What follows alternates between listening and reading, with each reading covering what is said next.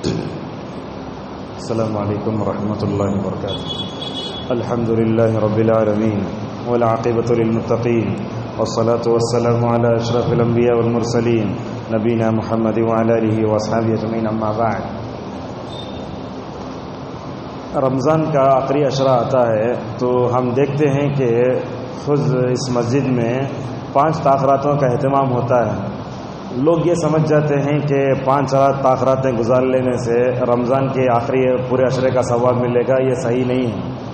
جب تک امام پڑھتے رہتا ہے یا پڑھتے رہی ہے. اس کے علاوہ اور جو 5 راتیں ہیں اس میں سونا نہیں ہے. پوری یہ 10 راتیں سال بھر کی افضل راتیں ہیں. خوب محنت کرنا, اتنا محنت کرنا کہ انسان تھک جانا, وہ لفظ آتا ہے. لہذا آپ لوگوں سے گزارش ہے کہ بقیہ 4 دن ہیں, پتہ نہیں آئندہ سال رمضان آپ کو یا مجھے ملے گا, نہیں بول سکتے. اس لیے ہر رمضان کو آخری رمضان سمجھ کے جو 4 راتیں ہیں اس میں اگر آپ مسجد میں نہیں جاگتے کم از کم گھر میں جاگیے, ماحول بنائیے. یہاں سے گئے ہریرا پیے, چائے پیے, سموسہ کھائے, ایسا پورا وقت نکل جاتا ہے. نہیں, گھروں میں جائیے, مطلب اپنے بچوں کے ساتھ, بیوی کے ساتھ نماز پڑھیے. ہو سکتا ہے گھر میں جماعت بنا کے نماز پڑھنے سے تلاوت قرآن ہے, اذکار ہے. بہرحال یہ پورا عشرہ مکمل طور پر سحری تک جاگتے رہنا چاہیے. اور ہمارے اسلاف جو ہے مکمل طور پر اس کا بڑا اہتمام کرتے تھے. جیسا کہ ہم نے بتایا رسول اکرم صلی اللہ علیہ وسلم آخری عشرہ آتا خوب محنت کرتے, اپنے گھر والوں کو جگاتے, کمر کس لیتے تھے. کمر کسنے کا مطلب کیا, اتنا آپ کو اپنے آپ کو تھکاتے. حضرات صحابہ اکرام کو ڈر ہوتا کہ کہیں سحری چھوٹ نہ جائے. تو یہ جذبہ عبادت کرنے کا ذوق و شوق جو ہمارے صحابہ میں تھا, ہم کہتے ہیں اپنے آپ کو منہج صحابہ, ناجیہ, فرقہ ناجیہ, یہ سب بولتے ہیں. لہذا آپ لوگوں سے گزارش ہے کہ یہاں سے جانے کے بعد اپنے گھر میں جاگنے کا اہتمام کریں. ہلکا پھلکا کھا لیں. زیادہ کھانے سے بھی انسان جب مستی میں آ جاتا ہے تو زیادہ سو جاتا ہے. اور ہم لوگ کیا سمجھتے ہیں, آدھا گھنٹہ سوئیں گے سمجھتے ہیں, دیکھے تو 3:30 ہو گئے ہیں. ایسا نہیں ہونا چاہیے. خوب جاگیں. گھر میں بلیڈ چلکا کے ناف نہیں کرنا, خوب جاگنا. بلکہ بعض اسلاف میں سے آتا ہے کہ وہ اپنے خادموں کو اٹھاتے تھے, چلو جاگو. تو اس طریقے سے آپ لوگوں سے گزارش ہے کہ یہ بقیہ جو 4 دن ہیں, 2 تاخراتیں اور 2 جفت راتیں, اس میں جاگیں, تلاوت قرآن کریں اور اپنے لیے سب کے لیے مکمل طور پر دعائیں کریں.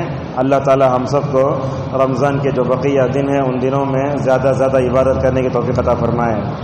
معزز حاضرین, 26ویں پارے میں تقریباً 2 سورتیں باقی ہیں. اس کے بعد 27واں پارہ پورا پڑھا گیا ہے. تو اس میں جو اہم باتیں ہیں وہ آپ کے سامنے بیان کریں گے. کل ہم جہاں رکے تھے وہ تھا سورہ حجرات. آج ہم شروع کریں گے سورہ قاف سے. عموماً آپ دیکھتے ہیں شعبہ حفظ وغیرہ میں, دیکھو یہاں انڈیا میں, خصوصاً ساؤتھ انڈیا میں کہیں سے قرآن شروع کرنا بولا تو بچے کو سورہ قاف سے شروع کرتے ہیں. یہ کیا وجہ ہے اس کی؟ علامہ ابن حجر رحمہ اللہ نے کہا اصل میں بات یہ ہے قرآن کی شروع کی صورتیں لمبی ہیں. اب دیکھیے قرآن پڑھتے گئے شروع سے, جب تراویح ختم ہوتی تو کبھی 9:50 بھی ہو جاتے تھے. اب دیکھیے آج تراویح ختم ہوئی, 9:30 بجے ختم ہو گئی. اللہ تبارک و تعالیٰ نے جو یہ کہا ہر تکلیف آسانی ہے.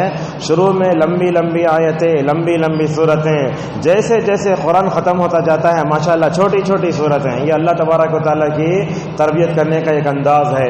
یہ سورہ قاف سے شروع ہوتا ہے. یہاں سے جو صورتیں شروع ہوتی ہیں اس کو کہتے ہیں مفصل. یہ لفظ یاد رکھیے, مفصل کا مطلب کیا ہوتا ہے؟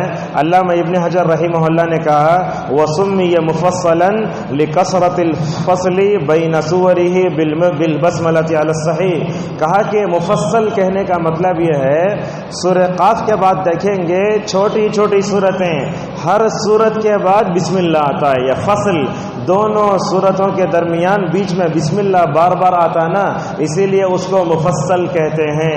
اور علماء نے مفصل کو 3 قسموں میں تقسیم کیا ہے. ایک ہوتا ہے طوال مفصل, دوسرا ہوتا ہے وسط مفصل, اور تیسرا ہوتا ہے قصار مفصل. طوال مفصل کا مطلب کیا ہوتا ہے؟ یہ سورہ قاف سے شروع ہو کے سورہ مرسلات پہ ختم ہوتا. نوٹ کیجیے, اس پہ لکھیے. طوال مفصل پتہ کہاں سے شروع ہوتا؟ سورہ قاف سے شروع ہو کر سورہ مرسلات پہ ختم ہو جاتا. اس میں کیا ہے؟ لمبی صورتیں, تھوڑی لمبی صورتیں. اسے طوال کا مطلب لمبا. اچھا, اس کے بعد اور ایک آتا ہے وسط مفصل. وسط مفصل بولے تو سورہ نبا سے لے کر سورہ ضحیٰ سے پہلے لیل تک، سورۃ اللیل تک. یسألو ہے نا عما یتساءلون سے شروع ہو کر کہاں پر ختم ہونا، سورہ لیل پہ ختم ہونا، اسے بولتے وسط مفصل.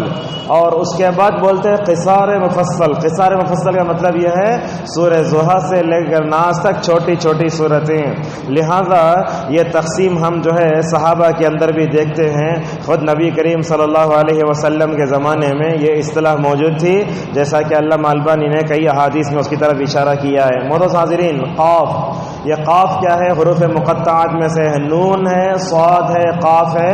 حروف مقطعات 1 2 3 4 کے ہوتے ہیں، تو اس میں ایک ہے حروف مقطعات. اللہ تبارک و تعالیٰ نے یہاں قسم کھائی، کہا والقرآن المجید، کہا قسم ہے بزرگ، قسم ہے قرآن مجید کی. اللہ تبارک و تعالیٰ قرآن میں قسم کیوں کھاتا ہے؟ قسم سمجھتے نا، قسم کیوں کھاتا ہے؟ تو اصل میں بات یہ ہے اللہ تبارک و تعالیٰ جب چاہتا ہے، جس کی چاہتا ہے، جہاں چاہتا ہے، جیسے چاہتا ہے قسم کھاتا ہے. اور اللہ تبارک و تعالیٰ کے بارے میں ہم سوال نہیں کر سکتے کہ اللہ نے یہاں کیوں قسم کھائی ہے، بلکہ ابن عثیمین رحمہ اللہ نے کہا واللہ لا يسأل عما يفعل، اللہ تعالیٰ کیوں ایسا کیا نہیں پوچھ سکتے، بلکہ اللہ تبارک و تعالیٰ نے کئی جگہ قسم کھائی. اور قرآن کی سب سے پہلی قسم سورہ قلم میں خود آئی ہے، جیسا کہ 29ویں پارے میں ہم ذکر کریں گے. معزز حاضرین، اللہ تبارک و تعالیٰ قسم کیوں کھاتا ہے، اس کے بارے میں 3 فائدے ابن عثیمین رحمہ اللہ نے بتائے. اللہ تعالیٰ قسم کیوں کھاتا ہے؟ پہلی وجہ، اللہ تبارک و تعالیٰ کسی بات میں وزن پیدا کرنا چاہتے ہیں تو قسم کھاتے ہیں. خود نبی کریم صلی اللہ علیہ وسلم کی احادیث کو دیکھو، اللہ کے نبی جب قسم کھاتے تو ایسے بولتے قسم ہے اس ذات کی جس کے ہاتھ میں محمد صلی اللہ علیہ وسلم کی جان ہے. اب دیکھیے، ایک بات میں قسم کے بغیر بتاؤں، مگر قسم کے بتاؤں تو کیا ہوگا، لوگ کان کھڑے ہو جاتے. کبھی آپ خطبہ کو بھی سنتے قسم ہے اس ذات کی جس کے ہاتھ میں میری جان ہے، بولتا ہے ایسا. تو یہ اللہ تبارک و تعالیٰ اپنے کلام میں جو ہے وزن پیدا کرنا چاہتا ہے، تاکید پیدا کرنا تھا، اس لیے قسم کھاتے ہیں. پہلا. دوسرا، قسم کھانے کا دوسرا فائدہ مومن کے یقین میں اضافہ ہوتا ہے. اب جیسے اللہ تبارک و تعالیٰ نے دن کی قسم کھائی، رات کی قسم کھائی، سورج کی قسم کھائی، چاند کی قسم کھائی.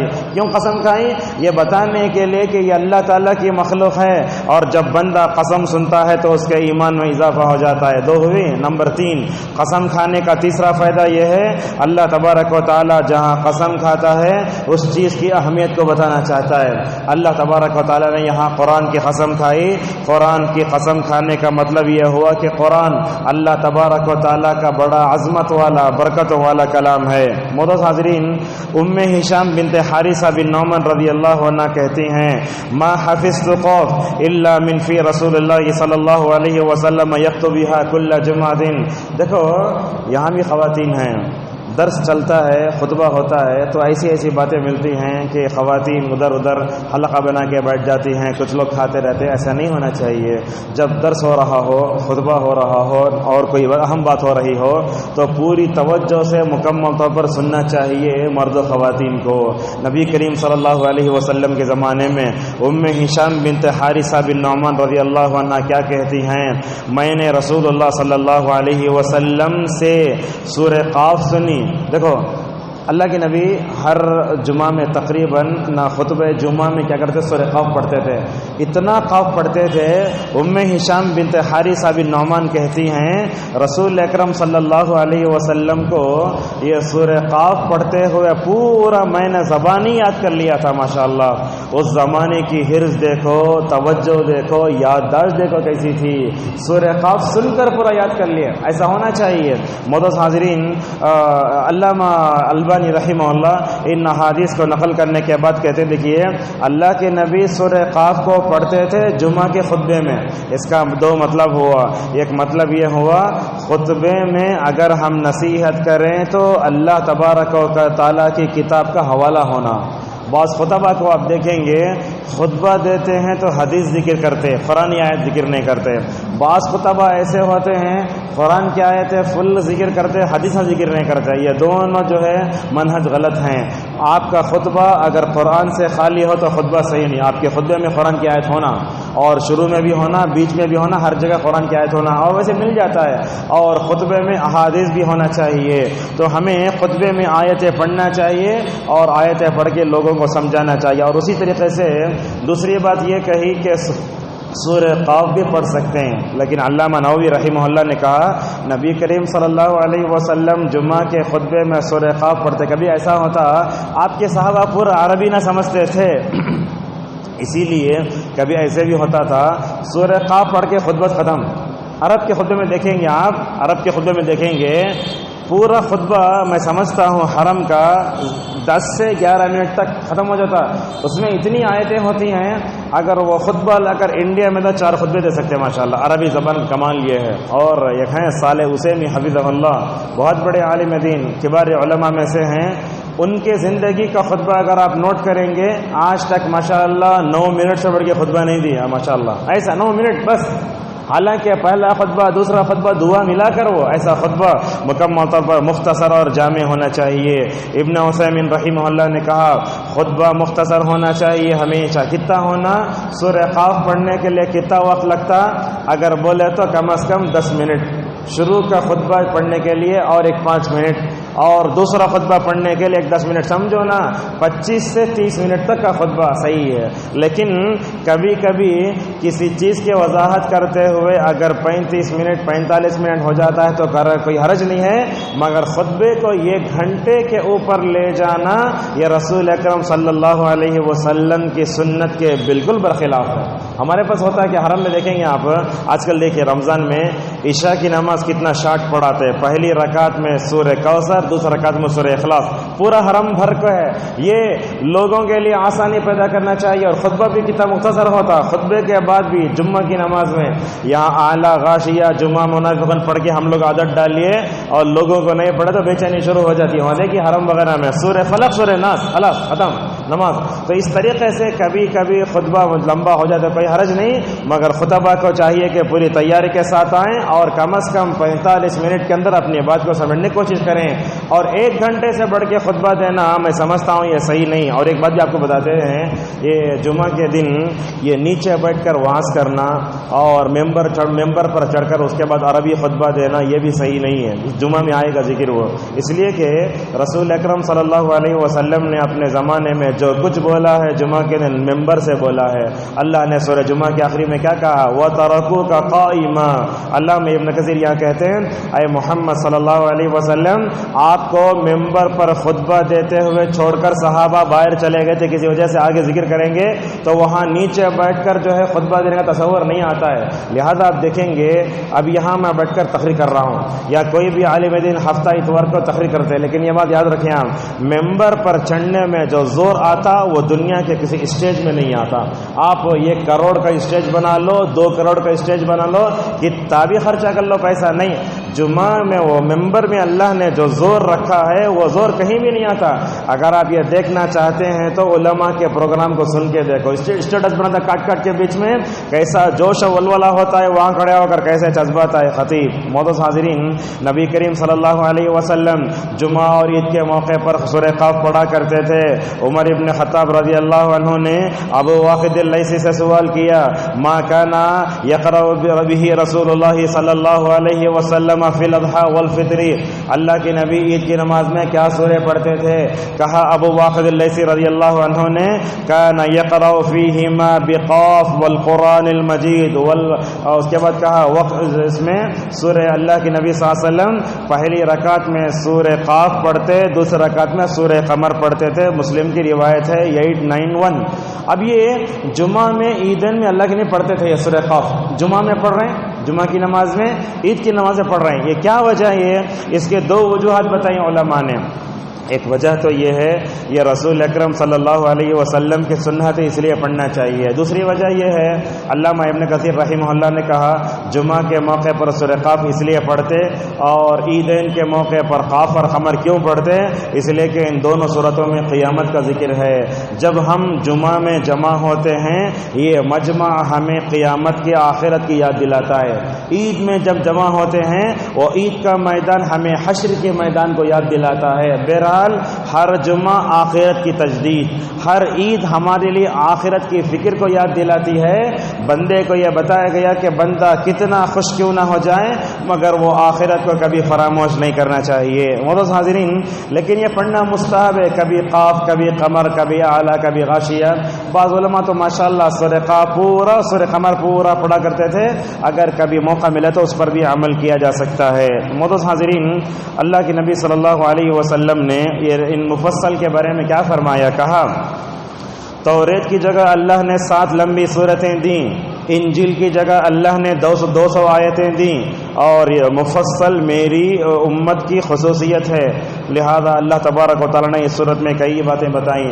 اللہ نے فرمایا اللہ رب ہے، کائنات میں کئی چیزوں کو پیدا کرتا ہے، اس نے دلائل دیے سورہ قاف میں۔ سورہ قاف میں کیا ہے؟ اللہ نے بتایا دیکھو درختوں کو کیسے پیدا کیا اور کھجوروں کو میں نے کیسے پیدا کیا، ایسے ساری چیزیں بتائی، اور اس میں اللہ تبارک یہی بتایا تم سے پہلے قوموں کو کیسے ہلاک کیا گیا، یا قوموں کی ہلاکت کا ذکر کر کے اللہ تبارک و تعالی مسلمانوں کو بھی تنبیہ کرتا ہے اور خصوصاً کفار مکہ کو تنبیہ کرتا ہے اگر تم محمد صلی اللہ علیہ وسلم کو زیادہ ستاؤ گے تو کیا ہوگا، تم کو ویسے ہی عذاب کا سامنا کرنا پڑے گا جیسے پچھلی قوموں نے کیا ہے۔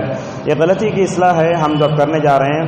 ہم اکثر کیا بولتے ہیں، اللہ تعالی ہماری شہرت سے بھی زیادہ قریب ہے، یہ جملہ سنے ہوں گے آپ، ایسے اشارہ کر کے بولتے ہیں اللہ شہرت سے زیادہ قریب ہے۔ یہ قریب ہے بلکہ 2 جگہ آیا ہے، وَنَحْنُ أَقْرَبُ إِلَيْهِ مِنْ حَبْلِ الْوَرِيدِ وَنَحْنُ أَقْرَبُ إِلَيْهِ مِنْكُمْ وَلَكِنْ لَا تُبْصِرُونَ۔ اللہ قریب ہے، اللہ قریب ہے بولتے، کہاں ہے اللہ کہیں بھی نہیں، اللہ تعالیٰ عرش پہ۔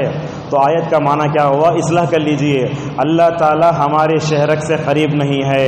یہ دونوں آیتوں میں جو بتایا گیا کہ اللہ قریب ہے، اللہ قریب ہے جو بلکہ جو بتایا گیا اس کے آگے پیچھے دیکھا تو فرشتوں کا ذکر ہے، فرشتے ہماری شہرت سے قریب ہے یہ بتایا گیا۔ یہ نہیں یہ صوفیانہ تفسیر نہیں، اللہ شہرت سے قریب ہے۔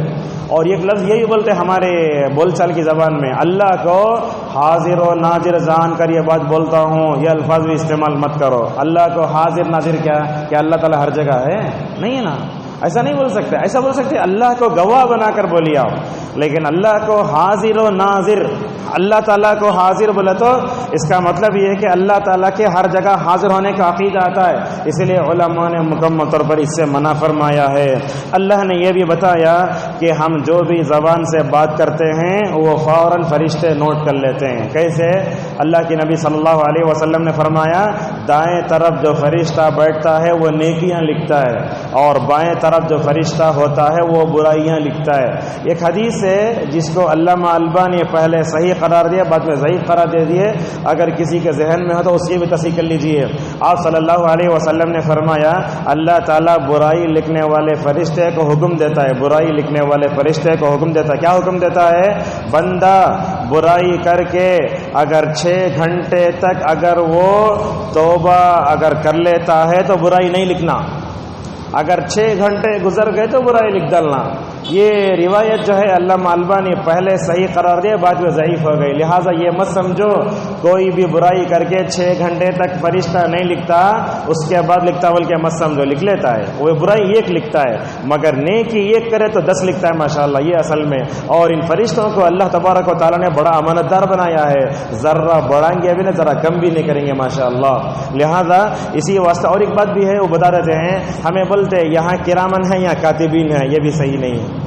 کرامن کاتبین بولا تو فرشتوں کی صفت وہ لکھنے والے عزت والے فرشتے بول کو، یہ کرامن یہ کاتبین نہیں بولنا، نہیں ہے وہ کیا فرشتے ہیں؟ کیسا بولتے کاتب الحسنات، ایسا بول سکتے نیکیاں لکھنے والا فرشتہ، برائیاں لکھنے والا فرشتہ، مگر اس کو کرامن کاتبین کا نام دینا یہ بھی صحیح نہیں ہے۔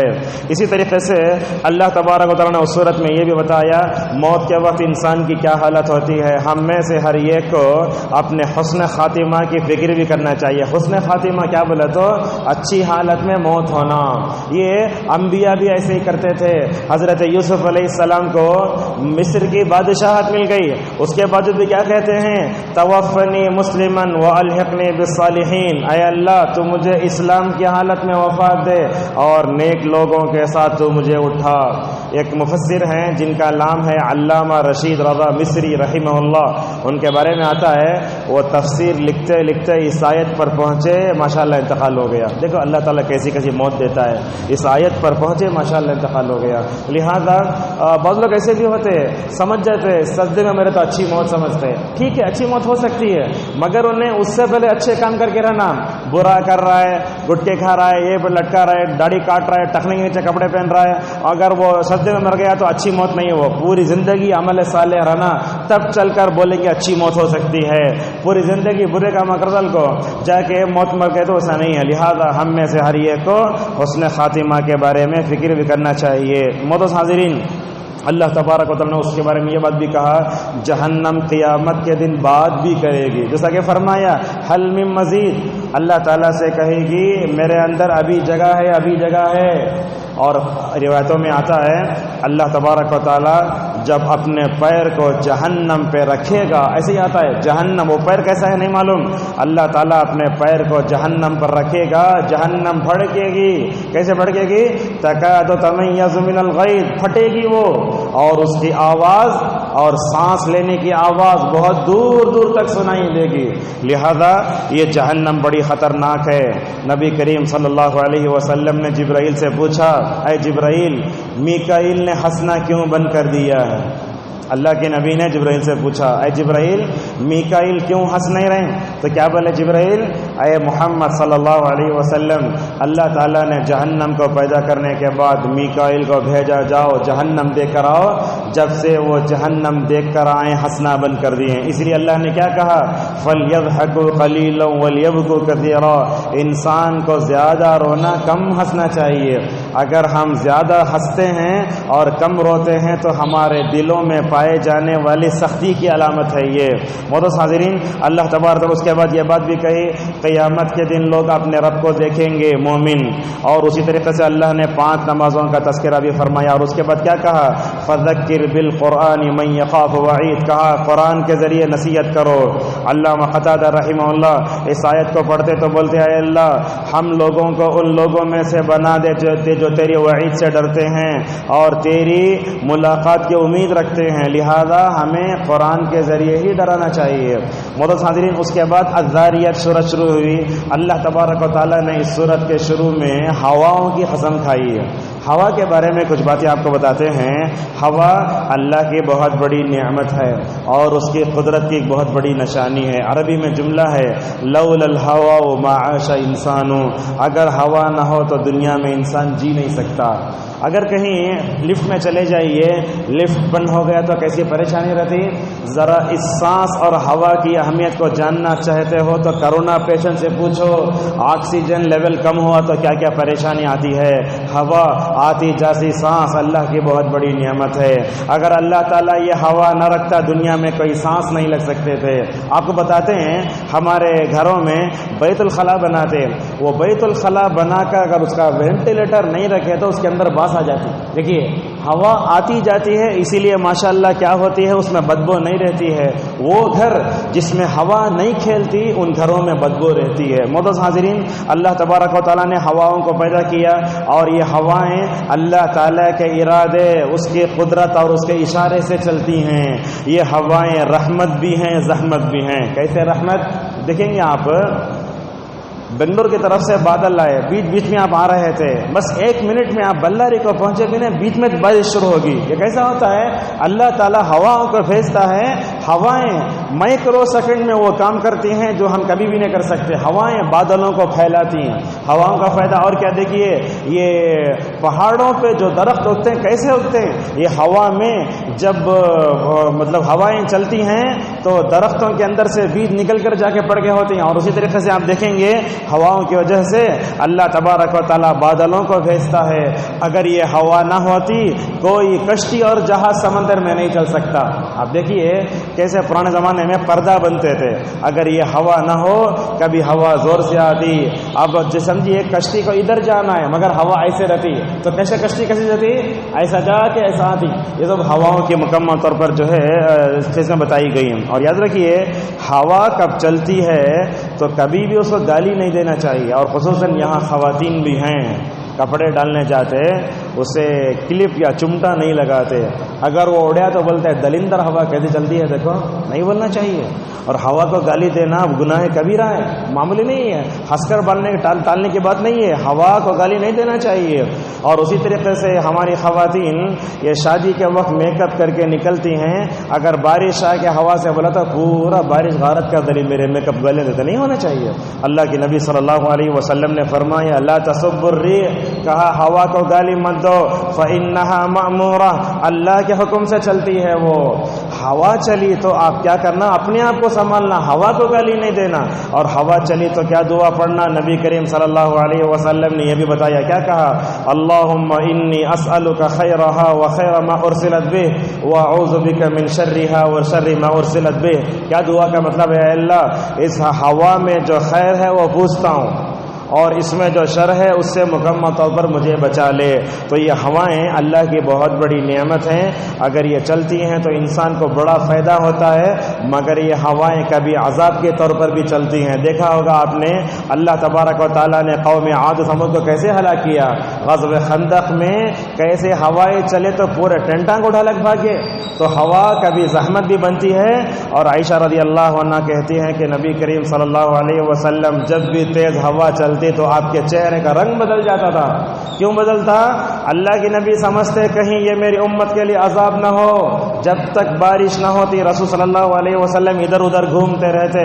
بعض روایتوں میں آیا ہوا تیز چلتی, اگر موسم بدلتا تو نبی کریم صلی اللہ علیہ وسلم مسجد کا رخ کر کے اللہ تبارک و تعالیٰ سے توبہ استغفار کرتے تھے. لہذا ہمیں بھی مکمل طور پر سیدھا ہونا چاہیے.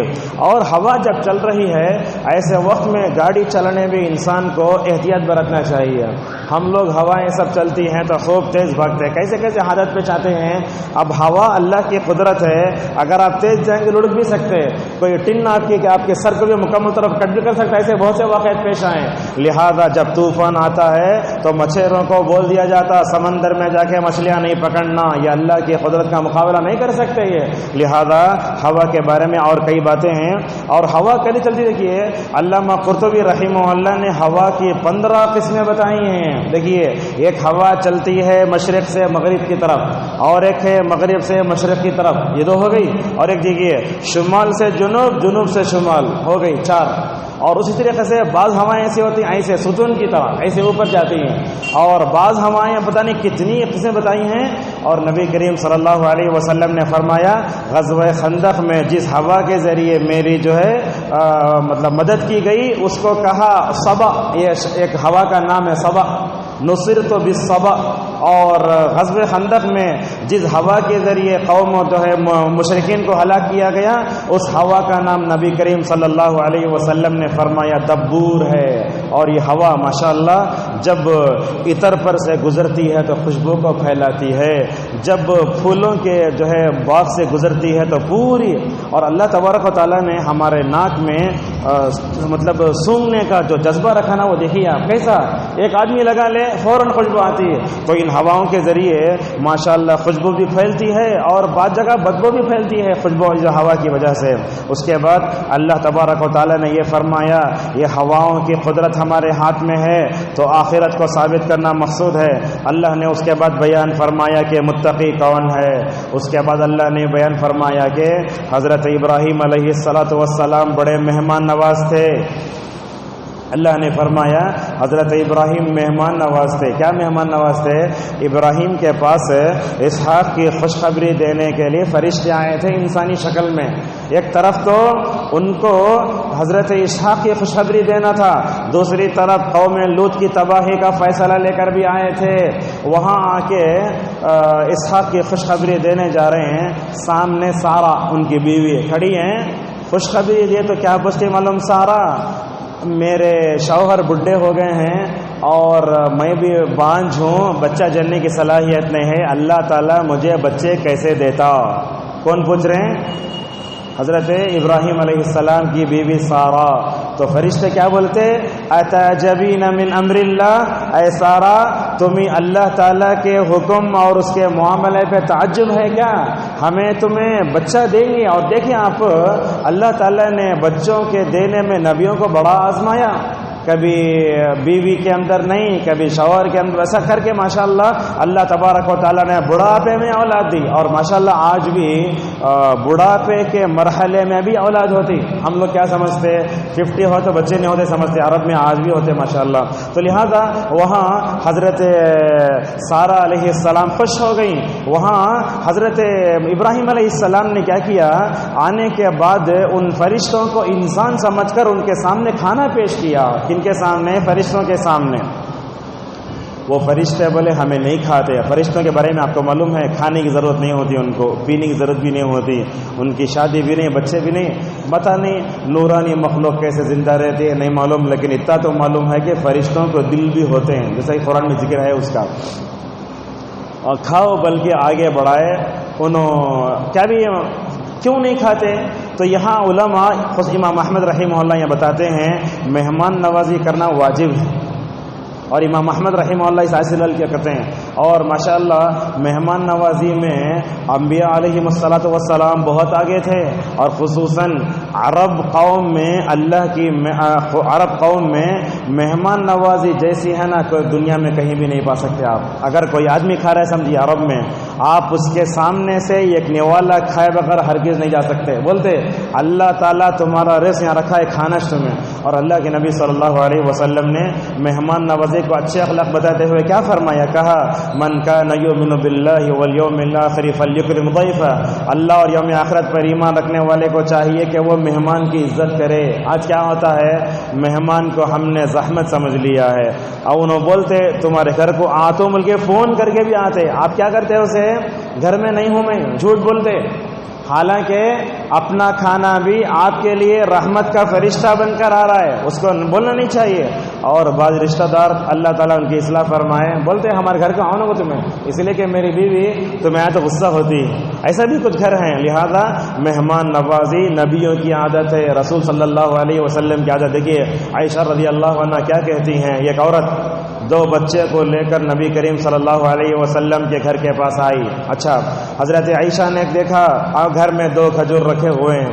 عائشہ نے دونوں کھجور دے دیے. نبی کریم صلی اللہ علیہ وسلم کے گھر میں 2 کھجور تھے، وہ دونوں کھجور دے دیے. کس کو؟ وہ عورت کو دے دیے. اس عورت نے کیا کیا، 2 بچیاں، ایک ماں، ایک کھجور کے 2 حصے کر کے دونوں بچیوں کو دے دیا. ایک کھجور اپنے لیے رکھا. وہ کیا ہوا، وہ بچیوں کو شاید پیٹ نہیں بھرا تھا، بھوکے تھے شاید. وہ بچیاں وہ بقیہ ماں کے کھجور کو بھی ذرا للچائے ہوئی نگاہوں سے دیکھنے لگی. اس موقع پر عائشہ رضی اللہ عنہا نے غور سے دیکھا ماں کی ممتا کیسے ہے. اپنے لیے جو کھجور رکھا اس کو 2 ٹکڑوں میں تقسیم کر کے دونوں بچوں کو تقسیم کر دیا. اللہ کے نبی صلی اللہ علیہ وسلم کے سامنے آ کر عائشہ رضی اللہ عنہا نے کہا یا رسول اللہ یہ ماں کے اندر کتنا جذبہ ہے، اپنا کھجور نہیں کھا کے دونوں دے ڈالی. اس موقع پر نبی کریم صلی اللہ علیہ وسلم نے عائشہ سے کیا کہا، عائشہ یہ ماں اس بچے پر جتنا رحم کرتی ہے تم نہ رحم آتا، اللہ تعالیٰ اس سے زیادہ اپنے بندوں پر مہربان. اللہ اکبر. کیسی مہمان نوازی. نبی کے گھر میں کچھ بھی رہتا اور اللہ کے رسول صلی اللہ علیہ وسلم کے بارے میں آتا، نبی کے گھر سے کوئی بھی سوالی، کوئی بھی فقیر ضرورت مند بغیر خالی ہاتھ کے نہیں جاتا تھا. ایسے لہذا یہ مہمان نوازی بہت ضروری ہے. اور مہمان نوازی کی بڑی فضیلت آئی. اللہ کے نبی صلی اللہ علیہ وسلم ایک صحابی کے گھر میں مہمان بن کے گئے. اللہ کے نبی کھا لیے، کھا کر واپس آنے لگے تو اس صحابی نے کیا کہا، عبداللہ ابن بصر رضی اللہ عنہ نے، یا رسول اللہ میں نے آپ کو اپنے گھر میں اس لیے بلایا تھا کہ آپ مہمان بن کے میزبان کے حق میں دعا کریں. تو اللہ کے نبی صلی اللہ علیہ وسلم نے دعا فرمائی. کیا دعا فرمائی؟ اللہم بارک لہم فیما رزقتہم واغفر لہم وارحمہم. کتنی آسان دعا ہے. اے اللہ برکت دے، اے اللہ رحمت اتار، اے اللہ ان کو بخش دے. مہمان ہمارے گناہوں کی بخشش کے لیے آتا ہے. اور جب ہم دعا پر کیا بولتے ہیں، اللہم اطعم من اطعمنی واسقی من سقانی. اے اللہ جس نے مجھے کھلایا تو بھی انہیں کھلا، اے اللہ جس نے مجھے پلایا تو بھی مجھے پلا دے. ہمیں اردو میں 5 منٹ لمبی دعائیں دینے کی ضرورت نہیں ہے. رسول اکرم صلی اللہ علیہ وسلم نے جو دعائیں دی ان دعاؤں کو یاد کیجئے. اور اسی طریقے سے اگر افطار کرتے یہ بولتے افطر عندکم الصائمون واکل طعامکم الابرار وصلت علیکم الملائکہ. لہذا مہمان بن کے کسی کے گھر میں جائیں تو کیا کرنا چاہیے؟ ہمیں دعا پڑھ کے اٹھنا چاہیے. مہمان نوازی کچھ آداب بھی ہیں. میزبان جو ہوتا ہے مہمان کے ساتھ بیٹھے تو جب تک مہمان نہیں اٹھتا اس وقت تک میزبان نہیں اٹھنا.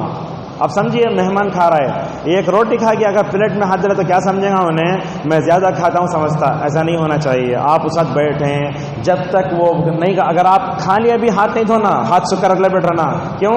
جب تک وہ کھا کر نہیں اٹھتا اس وقت تک مکمل طور پر ساتھ دینا اور پوچھنا کھاؤ کھاؤ ایسا بولنا. اگر اس کی مطلب پرہیز میں اگر کوئی چیز ہے تو مکمل طور پر اس کا بھی کرنا چاہیے. تو یہ چیز کب آتی ہے؟ جب ماں باپ کے اندر مہمان نوازی آتی ہے تو بچوں کے اندر بھی آتی ہے. اس کی طرف مکمل توجہ دیں. اللہ نے اس کے بعد فرعون کا, سمود کا, عاد کا, قوم نوح کا تذکرہ فرمایا. زمین و آسمان کے پیدائش کا کیا مقصد ہے, اور اللہ نے یہ بھی فرمایا ہلاک شدہ قوموں نے نبیوں کو کیسے ستایا. اور سورہ ذاریات کے آخر میں اللہ نے فرمایا وما خلقت الجن والانس الا لیعبدون. یہ آیت ہم میں سے ہر ایک کو یاد ہے. کیا مطلب آیت کا؟ میں نے جنات اور انسانوں کو اس لیے پیدا کیا ہے تاکہ وہ میری عبادت کر سکیں. تو ہمارے زندگی کا مقصد کیا ہے؟ اللہ تعالیٰ کے وحدانیت کو ثابت کرنا اور اللہ تبارک و تعالیٰ کے لیے عبادت کرنا. لہذا رمضان کے 4 دن ہیں, ان دنوں میں مقصد زندگی کو پہچانو. رمضان کے بعد تو مقصد زندگی ہم بھول جاتے. کم از کم 4 دن ہیں, ذرا مقصد پہچان چاہیے. اس کے بعد الطور کا لفظ آیا. یہ بڑی بہترین صورت ہے. یہ وہی صورت ہے جو کئی لوگوں کے اسلام لانے کا ذریعہ بنی. یہی وہ صورت ہے جس کو پڑھ کر حضرت عمر رضی اللہ عنہ اتنا روئے تھے.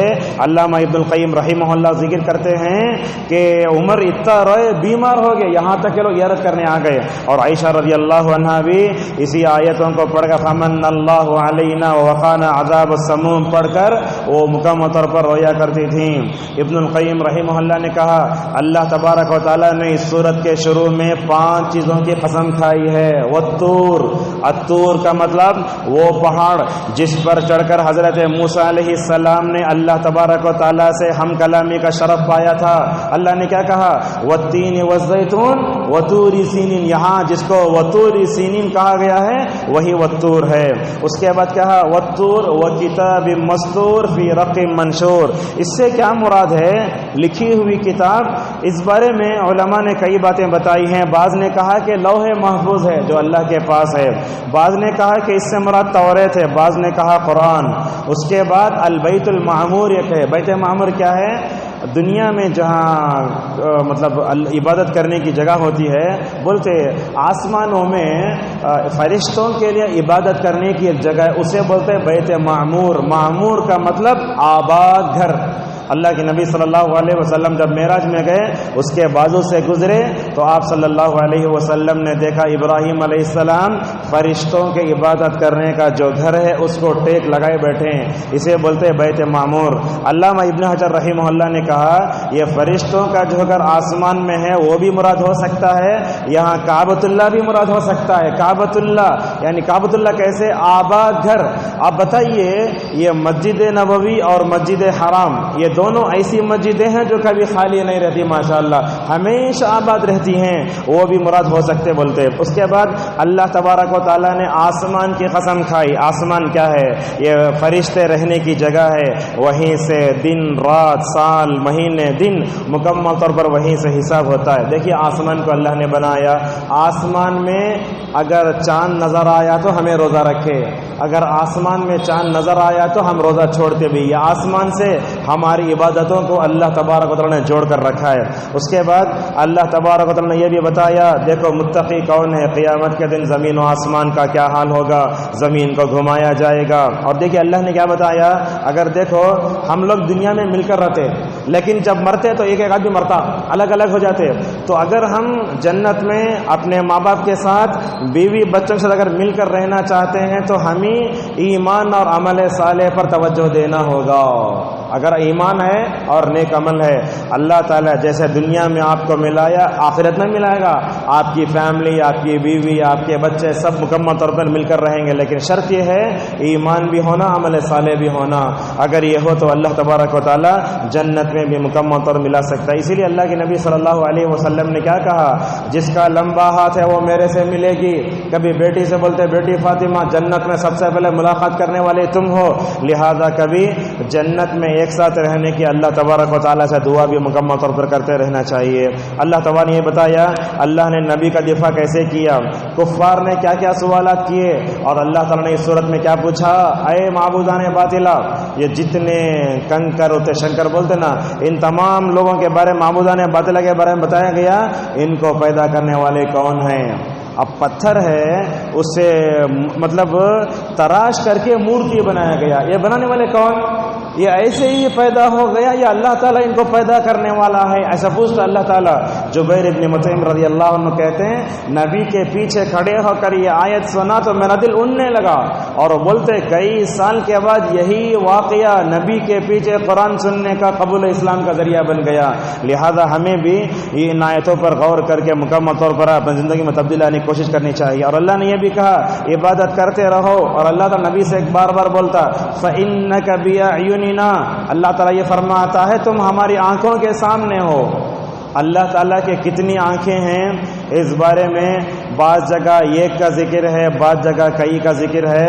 تو علامہ ابن عثیمین رحمہ اللہ کہتے ہیں جیسے بتایا گیا ویسے مکمل طور پر ہمیں جو ہے ایمان رکھنا چاہیے. اللہ تعالیٰ کے لیے آنکھ ہے، آنکھ کیسی ہے نہیں معلوم، لیکن بعض لوگ آنکھ کا ترجمہ حفاظت سے کرتے ہیں، یہ صحیح نہیں. فَإِنَّكَ بِأَعْيُنِنَا، تم ہماری آنکھوں کے سامنے ہو، ایسے بولنا. اگر آپ یہ کہیں تم ہماری حفاظت میں ہو بولے تو آپ آنکھ کی صفت کا انکار کر رہے ہیں. اگر آپ آنکھ کا ترجمہ آنکھ کرے تو نگرانی بھی اس میں آ جاتا، جیسا کہ ابن حزم رحمہ اللہ نے اس کی طرف اشارہ کیا. اور اس کے بعد اللہ تبارک و تعالیٰ نے یہ بھی بتایا کہ اے محمد صلی اللہ علیہ وسلم عبادت کرتے رہو ہماری جب تک کہ جو ہے ستارے غروب نہ ہو جائیں. اس کے بعد نجم کا ذکر آیا، اور نجم میں تو واقعہ معراج کا ذکر ہے. 15ویں پارے میں ہم ساری چیز بتا چکے ہیں. اس میں کیا بتایا اللہ تعالیٰ نے؟ جبرائیل بڑے طاقتور ہیں، جیسے ہم نے بتایا 600 پر ہیں ان کے. معبودان باطلا کی حقیقت بتائی گئی، اور اللہ تعالیٰ نے اس صورت میں 3 بتوں کا تذکرہ فرمایا. افرائیتم اللات والعزى ومناة الثالثة الأخرى. افرائیتم اللات، لات ایک بت ہے، اور جو ہے منات ایک بت ہے، عزا ایک بت ہے. یہ 3 بت تھے. کس کس کے تھے؟ مکمل طور پر تاریخ میں آپ کو مل سکتے ہیں. اور کیسے بنائے؟ دیکھو اللہ جو لفظ ہے اس لفظ سے نکالے لات، فیمیل. اور آپ دیکھیں گے غیر مسلم کے اکثر معبودان باطلا کے نام مؤنث کے ہیں. اللہ نے یہ بھی بیان فرمایا ام من دون الا اناثا، اللہ سے اللات بنائے، اس کے بعد منان سے منات بنائے، اور اس کے بعد عزیز سے عزا بنائے. اللہ تبارک و تعالیٰ وہاں پوچھتا ہے اپنے لیے مذکر، اللہ کے لیے مؤنث. کیا؟ الکم الذکر ولہ الانثی، فرشتوں کو اللہ کی بیٹیاں بولے. جب بیٹی پیدا ہوئی تو برا لگتا، لیکن اللہ تبارک و تعالیٰ پوچھتا ہے الکم الذکر، اپنے لیے مذکر رکھ لے کے اللہ تعالیٰ کے لیے مؤنث بنائے. اور یاد رکھیں یہ جو بت ہیں نا لات عزا منات، نبی کریم صلی اللہ علیہ وسلم نے ان بتوں کے بارے میں کیا فرمایا؟ یہ بت قیامت کے قریب میں بھی ہوں گے. اور آپ صلی اللہ علیہ وسلم نے فرمایا لات یہ جو ہے بت کا نام ہے، کہا جب تک قیامت، اس وقت تک قیامت قائم نہیں ہوگی یہاں تک کہ لوگ لات و عزا کی عبادت کریں گے. اللہ کے نبی نے فرمایا. اور آپ نے یہ بھی فرمایا عرب میں ذل خلصہ نامی بت کی بھی جو ہے مکمل طور پر جو ہے وہ بت ہوگا. عورتیں اپنے پیچھے کا حصہ ہلا کر کے نعوذ باللہ اس کا طواف کریں گی. اللہ اکبر، کیا دن آ گئی ہے. اور آپ جانتے ہیں دبئی وغیرہ میں ہائی وے پہ گوتم بدھ کا اسٹیچو ہے، اور آپ صلی اللہ علیہ وسلم نے سچ فرمایا قیامت قائم نہیں ہوگی یہاں تک کہ میری امت مشرکین سے جا ملے گی. آج یہی ہو رہا ہے. مسلمان کو بچے نہیں ہوتے، کیا بھی نہیں ہوتا. ہماری عورتیں کیا کرتی معلوم ہے؟ مندر کے لین میں کھڑے ہو کر آشیرواد لے کے آتی ہیں، نعوذ باللہ۔ ایسے اس لیے مکمل طور پر اپنے بیویوں کو، اپنے بچوں کو مکمل طور پر بچا کے رکھو۔ اور اللہ تبارک و تعالیٰ نے اس کے بعد یہ بھی فرمایا فرشتے کن کے حق میں شفاعت کریں گے، ان کے بت سفارش نہیں کریں گے۔ اور اللہ نے یہ بتایا چھوٹے گناہوں سے بچ کر رہو۔ اور اللہ نے اس کے بعد یہ کہا، کیا کہا؟ ایسے فرمایا دیکھو لوگو، اگر تم دنیا میں کوشش کرو گے تو اس کا مکمل طور بدلہ پاؤ گے۔ آج ہم کوشش نہیں کرتے، اس لیے ہم ترقی بھی نہیں کرتے۔ اور اللہ تعالیٰ نے آگے فرمایا فَاسْجُدُوا لِلَّهِ وَاعْبُدُوا، اللہ نے فرمایا کہ سجدہ کرو اور اللہ تعالیٰ کی عبادت کرو۔ یہ جو سورہ نجم کا آخری حصہ ہے، اس حصے کے بارے میں بخاری کی حدیث ہے، اللہ کے نبی صلی اللہ علیہ وسلم کعبۃ اللہ کے پاس کھڑے ہو کر بیت المقدس کو رخ بنا کے قبلہ بنا کے سورہ نجم پڑھے۔ اللہ کے نبی سورہ نجم پڑھے، پورے کفار مکہ مسلمانوں کے ساتھ صحابہ سجدے میں گر گئے، حتیٰ کہ بعد روایت میں آتا سارے جن و انس گر گئے سجدے میں۔ اس وقت ایک تھا ابی ابن خلف یا امی ابن خلف تھا، وہ سجدے میں نہیں گرا، بولا مٹی اٹھا کے میں رکھ لیتا ہوں اس پر، کس پر؟ پیشانی پر۔ وہ جتنا تکبر کیا وہی غزوہ بدر میں مارا گیا۔ لہذا معلوم ہوا کہ سورہ نجم پڑھ کر نبی کریم صلی اللہ علیہ وسلم نے سجدہ کیا، بے اختیار کفار و مشرکین، مرد عورتیں، جنات و انسان پورے سجدے میں گر گئے۔ جیسا کہ ہم نے بتایا یہ سجدہ کرنا واجب نہیں ہے بلکہ مستحب ہے۔ اس کے بعد سورہ قمر شروع ہوئی، اللہ نے اسے بتایا کہ ہم نے قرآن کو آسان کیا۔ قرآن کے آسان کرنے کا مطلب کیا ہے؟ اس کے الفاظ کو ہم نے اس کے لیے آسان کیا۔ دیکھیے ایک چھوٹا سا 8 سال کا بچہ، آپ جا کے شوبز میں ڈالتے اسے قرآن دیکھو پڑھنا آتا، مگر کیسا یاد کر لیتا انہیں؟ عمر بڑی ہوتی لوگ قرآن دیکھ کے پڑھنا نہیں آتا، لیکن چھوٹا بچہ کیسا رٹ لیتا رہے گا طوطے کی طرح۔ یہ اللہ دیکھو چھوٹے بچے کے لیے قرآن کو یاد کرنا کتنا آسان کر دیا۔ یہ بولتا وَلَقَدْ يَسَّرْنَا الْقُرْآنَ لِلذِّكْرِ فَهَلْ مِن مُدَّكِرٍ، اور بعض علماء یہ بھی بولتے اس کے معانی کو بھی ہم نے آسان کر دیا ہے۔ اور ایک بات یاد رکھیں آپ، اگر ہم اور آپ اپنے بچوں کو حافظ بناتے ہیں، اللہ کی قسم کھا کے میں بولتا ہوں، اگر اپنے بچے کو حافظ بنا لیجئے، ماشاءاللہ اس کے سینے میں قرآن چلے جانے کے بعد دنیا کے سارے علوم و فنون اس کے لیے آسان ہے۔ حافظ بننے کے بعد دنیا کی بڑی سے بڑی ڈگری پڑھ سکتا ہے انشاءاللہ۔ ایسا اسی لیے امام شافعی رحمہ اللہ نے کیا کہا؟ من حفظ القرآن عظمت قیمتہ، جو آدمی قرآن یاد کر لیتا ہے اس کی قیمت بڑھ جاتی ہے۔ ہمیں 3 باتوں پر توجہ دینا چاہیے۔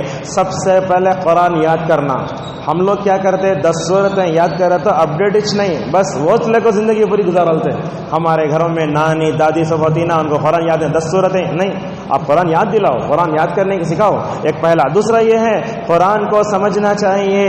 قرآن کو سمجھنے کے لیے علماء تو ہیں ہی الحمدللہ، مگر آپ بھی سمجھ سکتے ہیں، پڑھتے ہوئے لفظ یا الجنہ سمجھ سکتے ہیں، جنت کا ذکر ہے یہاں، النار بول سکتے ہیں، جہنم۔ اور اسی طریقے سے ہمیں قرآن کو یاد کرنا، سمجھنا اور اس میں غور و فکر بھی کرنا چاہیے۔ اور یاد رکھیے یہ غور و فکر کب ہوگا؟ رمضان میں خاص طور پر ہوتا ہے۔ میں خود اپنا تجربہ بیان کرتا ہوں، غیر رمضان میں درس دیتے یا پوائنٹ اتنے نہیں ملتے جو ہمیں رمضان میں ملتے۔ اللہ تبارک و تعالیٰ ایسے کھولتا ہے، اور ہر ایک کے لیے ہے، دیکھیں گے اب یہ میرے ساتھ خاص نہیں ہے، ہر عالم کو رمضان میں تفسیر کرتے ہوئے دیکھیں گے ایسے ایسے نکات بیان کرتا ہے ماشاءاللہ۔ یہ روحانی مہینے میں وہ غیر رمضان میں وہ چیز نہیں مل پاتی۔ لہذا قرآن کو سمجھنے کی مکمل طور پر کوشش کریں۔ اور یاد رکھیے قرآن کس کے لیے مشکل ہے؟ جو قرآن سے اعراض کرتا ہے۔ قرآن اس کے لیے آسان ہے جو اس کی طرف پلٹ کر آتا ہے۔ اللہ تعالیٰ نے سورہ قمر میں نوح کا قصہ، عاد کا، سمود کا، لوط کا، آل فرعون کا ذکر فرمایا۔ اور سورہ قمر کی جو آخری آیت ہے ان المتقین فی جنات و نہر فی مقعد صدق عند ملیک مقتدر، کیا مطلب ہے؟ بے شک اللہ تعالیٰ سے ڈرنے والے بندے جنتوں اور نہروں میں ہوں گے۔ علامہ ابن تیمیہ رحمہ اللہ کے بارے میں ان کے شاگرد ابن عبد الحادی رحمہ اللہ کہتے ہیں کہ ابن تیمیہ کو، غور سے سنیے باتیں، ابن تیمیہ کو جیل میں ڈالا گیا۔ بولتے جیل میں رہنے کی مدت میں ماشاءاللہ 80 مرتبہ قرآن ختم کریں، ماشاءاللہ کتنے مرتبہ؟ 80 مرتبہ۔ اور جیل کی دیواریں جتنے تھی نا ان تمام دیواروں پر لکھ دیا، کیا کہا جاتا لکھ ڈالتے لوگ، دشمن آ کے دیکھے کیا ہے بھئی یہ علم کا سمندر، اسے لا کو جیل میں ڈالا تو انہیں جیل میں کتابیں لکھ رہا ہے۔ جیل میں جو لوگ ہیں ان کو سمجھا رہا ہے اور دیواروں کو لکھ کے مکمل طور بھرا دیا علامہ ابن تیمیہ رحمہ اللہ نے. تو جب ان کے انتقال کا وقت قریب آیا علامہ ابن تیمیہ یہی آیت پڑھ رہے تھے, ان المتقین فی جنات و نہر, متقی لوگ کہاں ہوں گے؟ جنتوں میں, نہروں میں ہوں گے.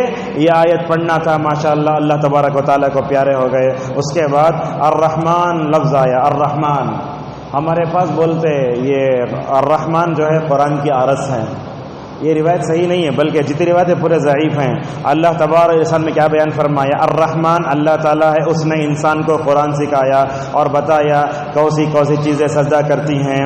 اور دیکھیے اس میں اللہ تعالیٰ بار بار بولتا ہے فَبِأَيِّ آلَاءِ رَبِّكُمَا تُكَذِّبَانِ. یہ غور سے سنیے, یہ فَبِأَيِّ آلَاءِ رَبِّكُمَا تُكَذِّبَانِ, اس کے بارے میں یہ نہیں بولنا تکرار سے آکو ہے, تکرار نہیں بولنا. اللہ تعالیٰ نے اس کو ذکر کیوں کیا؟ یہ بتانے کے لیے کہ اے لوگو, اس صورت میں ہم نے جتنی نعمتیں ذکر کی ہیں ان نعمتوں پر اللہ کا شکر ادا کرو, اس لیے بار بار آتا. اور اللہ تعالیٰ اس میں فَبِأَيِّ آلَاءِ رَبِّكُمَا تُكَذِّبَانِ, تُكَذِّبَانِ دو لوگوں سے خطاب ہے, جنوں سے بھی انسانوں سے بھی. مطلب یہ معلوم ہوا قرآن انسانوں کے لیے نہیں جنات کی ہدایت کے لیے بھی آیا ہے. اس میں اللہ نے جنت کا تذکرہ فرمایا, جہنم کا تذکرہ فرمایا. اور یہ سورت پڑھنے سے ماشاءاللہ ایک طریقہ طرح کی اس میں کشش رکھی اللہ نے. فضیلت کیا بھی نہیں ہے لیکن پڑھنے میں بڑا مزہ آتا ہے, جیسے سورہ مریم ہے, سورہ رحمان ہے, اس طریقے سے. اور اس میں اللہ نے فرمایا کل من علیہا فان ویبقى وجہ ربک ذو الجلال والاکرام. ہمارے پاس لوگ مر گئے تو ہمیں جا کے کاتب صاحب سے بولتے پتھر میں ان کا نام یہ ہے, تاریخ وفات, تاریخ پورا گاڑا دو, اس میں لکھ رہا تھا کل من علیہا فان. دنیا میں ہر چیز ہے فنا ہونے والی اور باقی ہونے والی ذات اللہ تبارک و تعالیٰ کی ہے. اس آیت کے بارے میں ابن عثیمین رحمہ اللہ نے بڑی اچھی بات کہی. اللہ تبارک و تعالیٰ ہمیشہ رہنے والی ذات ہے. اللہ تعالیٰ آیت سے یہ بات پہلی بتانا چاہتا ہے, سارے لوگ فنا ہو جائیں گے, یہ بات اس کے ذمہ بتائی جا رہی ہے, دوہرا دیتے ہیں.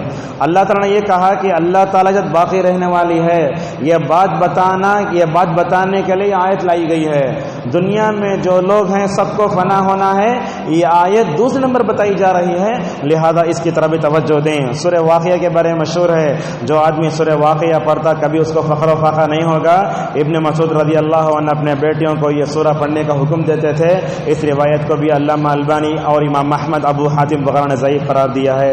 لہذا خواتین بھی ہیں, یہ سورتوں کی فضیلت سے متعلق کوئی بھی بات سنیں تو آپ پہلے تحقیق کر لو, کوئی بھی بات کو جو ہے آنکھ بند کر کے مت مانو. کیوں؟ اس کی وجہ دیکھیے, ایک تھا اس کا نام ہے نوح ابن ابی مریم. نوح ابن ابی مریم انہیں ایک دن کیا کیا, 1,00,000 حدیثیں گھڑا بولے تو اپنی طرف سے پیش کرا.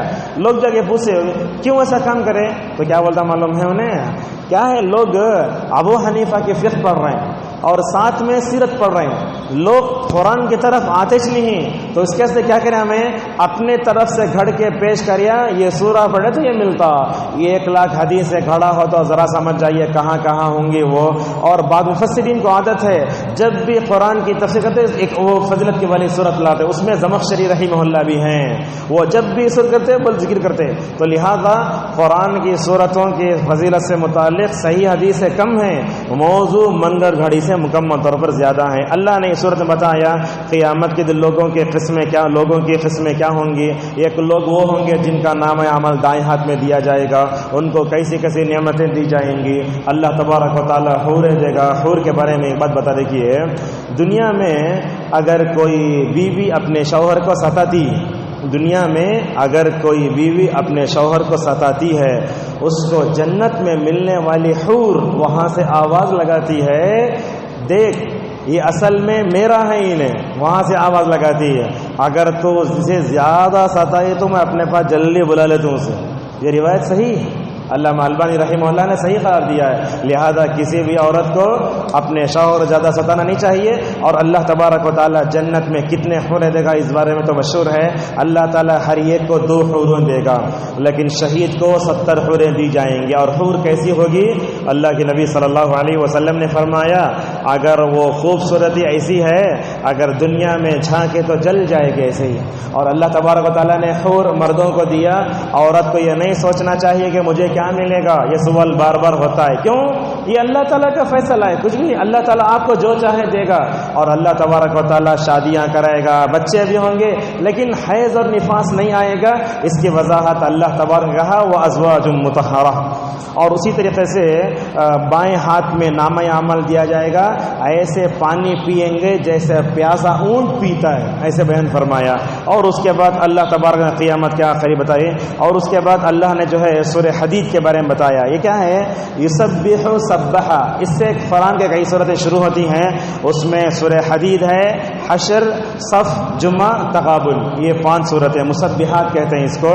اللہ تبارک اس صورت میں کیا بتایا؟ زمین و آسمان کا مالک کون ہے. صحابہ کے مرتبے بتائے گئے. فتح مکہ سے پہلے ایمان لانے والوں کا درجہ الگ ہے، فتح مکہ کے بعد ایمان لانے والوں کا درجہ الگ ہے. منافقین قیامت میں حشر کے میدان میں جاتے رہیں گے، وہاں وہ دیکھیں گے مومن جب چلتا رہے گا تو نور ہوگا ان کے سامنے آگے پیچھے. منافقین بولیں گے ذرا ہم نہ بھی روشنی دو، تو مومن کہیں گے ذرا پیچھے جاؤ ملتا. تو اس سے کیا معلوم ہوا؟ جو آدمی دنیا میں عقید توحید پر جم کر رہا، اللہ تعالیٰ اس کے دائیں اور بائیں ماشاءاللہ نور دے گا جس میں وہ چلے گا ہو. مگر جو کفر میں شرک میں رہے گا وہ آخرت میں جو ہے ترسے گا. ایسے ہی اللہ نے اس میں دنیا کی بے ثباتی بتائی ہے. اور سورت کے آخری میں اللہ تبارک و تعالیٰ نے لوہے کے بارے میں بتایا وَأَنزَلْنَا الْحَدِيدَ فِيهِ بَأْسٌ شَدِيدٌ وَمَنَافِعُ لِلنَّاسِ. اللہ نے کہا کہ ہم نے لوہے کو اتارا ہے. لوہا تو ملتا زمین کے اندر، اللہ تعالیٰ آسمان سے کیسے اتارا؟ مطلب یہ ہوا اللہ نے پیدا کیا ہوگا. اور لوہا اللہ کی بہت بڑی نعمت ہے. یہ لوہا حضرت داؤد علیہ السلام کے لیے نرم کر دیا گیا تھا. اگر یہ لوہا نہیں ہو تو ہم دنیا میں زندگی نہیں گزار سکتے. اللہ نے انسان کی زندگی میں لوہا رکھا ہے. ہم کرتے ہیں بیٹھتے، ہمارے جوڑ میں اللہ نے لوہا رکھا ہے. لوہے سے جنگی آلات بنتے ہیں. ہمارے کچن کا کام ہوتا ہے، میستری جو بھی کام کرتا ہے، سبل ہے، تھاپی ہے، پھوڑا، لوہا، ہر جگہ دیکھو لوہا. ایک میخ اگر نہ ہو، لوہا نہیں تو ہم کیا کر سکتے ہیں؟ اللہ تبارک و تعالیٰ نے لوہے اتار کر کیا بتایا؟ لوگوں اس لوہے کا استعمال کر کے دنیا میں عدل و انصاف قائم کرو.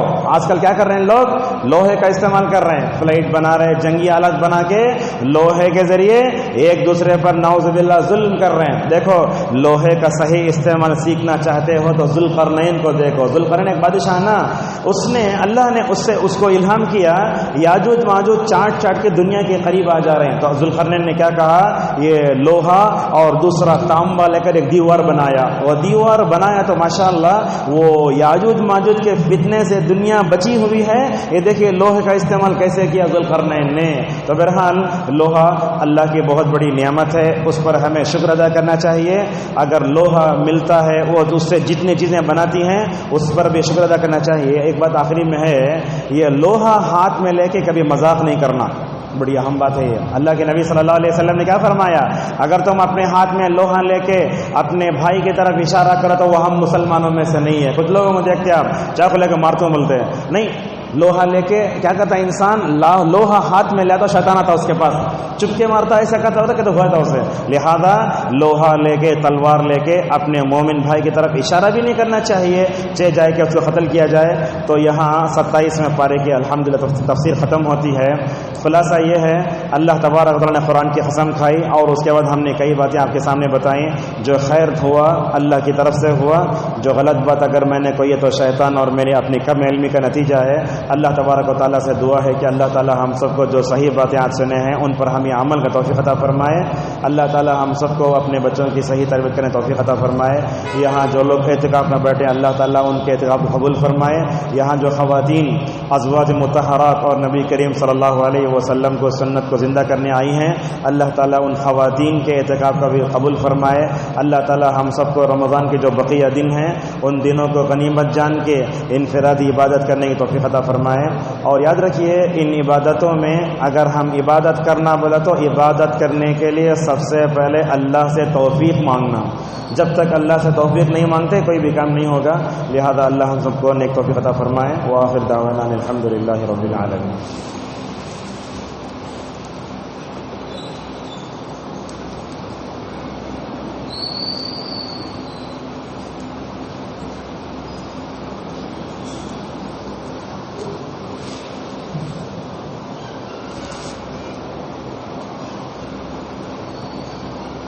فقیر کوئی بھی آتا ہے تو اس کو کیسے دینا چاہیے؟ تو پوچھتے ہیں فقیر کسی کے بھی نام سے مانگنے آتا ہے تو دے سکتے کیا؟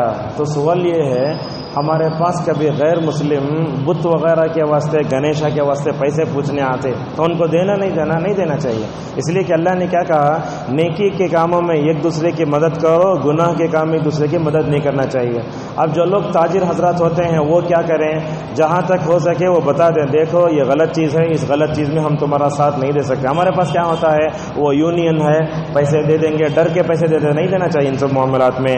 تو ہمارے پاس 11ویں کا یہ وہ بدعت و خرافات کے جو بھی آتے پیسے نہیں دے سکتے، نیک کاموں میں پیسے دینا چاہیے، اور اللہ کے نام سے مانگے تو دینا کیا، بالکل دینا چاہیے۔ اور کوئی بھی فقیر آتا ہے تو آپ اس میں غیر مسلم نہ دیکھیں۔ لیکن ایک بات بڑی اہم ہے، جا بجا واٹس ایپ پر میسیجز آ رہے ہیں، مرد بھی عورتیں بھی مسلمانوں کا روپ دھا کر آج پیسے مانگ رہے ہیں، بڑی مصیبت ہوتی ہے۔ آج ایک ویڈیو دیکھے تمل ناڈو میں 6 ہندو عورتیں برقع پہننے کے آ گئی ہیں۔ اب ایک آدمی ان کو ایک برقع نکالا بتا، سب برقع نکال رہے ہیں، پورے نام ہندو کی بتا رہے ہیں انہوں، لہذا یہ بھی دیکھیے تو یہاں لکھ کر رہتا ہے ٹوئی پہننے کو ذرا دیو بولتا ہے، لہذا ایسے جو کرتے ہیں ان کو نہیں دینا چاہیے، اس لیے کہ لوگ اسلام کو مسلمانوں کو بدنام کر رہے ہیں۔ اور فقیر منگنے والا اگر نوجوان ہے، ہٹا کٹا ہے، تو سب سے پہلے اسے نصیحت کرنا چاہیے، جاؤ کام کرو، یہ کرو فلاں کرو۔